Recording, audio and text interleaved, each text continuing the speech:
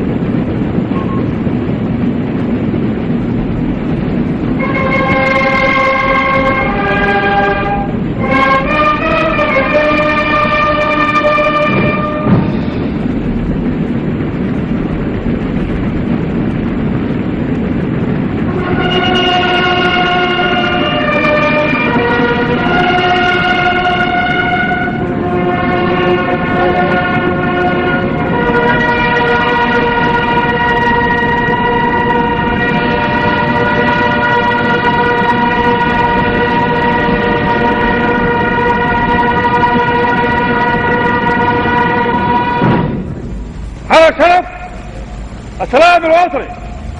سلام سلام.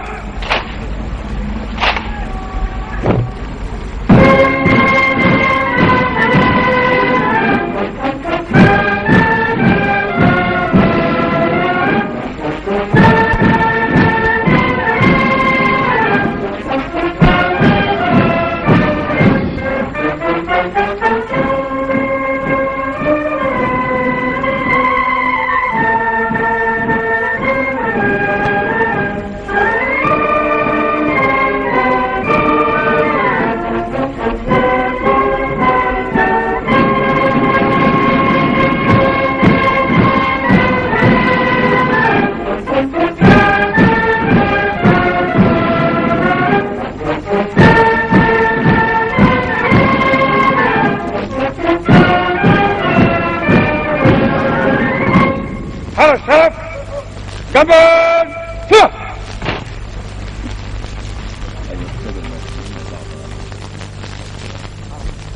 إن القوات المسلحة المصرية هي القوة التي فتحت بانتصار السلاح منطلقا نحو آفاق السلام العادل الذي يجنب المنطقة ويلات الحروب ويوقف نزيف دم أبنائها. إن القوات المسلحة هي الدرع الذي يحمي السلام، وهي القوة التي تؤمن طريق الحرية والعزة. من هنا فالقوات المسلحة تنفيذا لتعليماتكم لي يا سيادة الرئيس ستواصل العمل بكل عزم حتى تظل قوية متطورة تدريبا وتسليحا، وحتى تكون على أتم استعداد لأداء مهامها في كل وقت وفي كل اتجاه، مجسدة لدور مصر ومسؤولياتها العربية والإفريقية على حد سواء، ومشاركة بالمناسب من إمكانياتها وطاقتها في دفع عجلة البناء والتنمية. فالهدف أولا وأخيرا هو الخير لمصر أرضا وإنسانا، بناء وتعميرا، حرية وازدهارا. سيادة الرئيس، إن القوات المصطفة في الساحة أمام سيادتكم الآن هي قوات رمزية من الجيشين الثاني والثالث الميدانيين اللذين كان لهما دورهما التاريخي البارز في معارك أكتوبر المجيدة.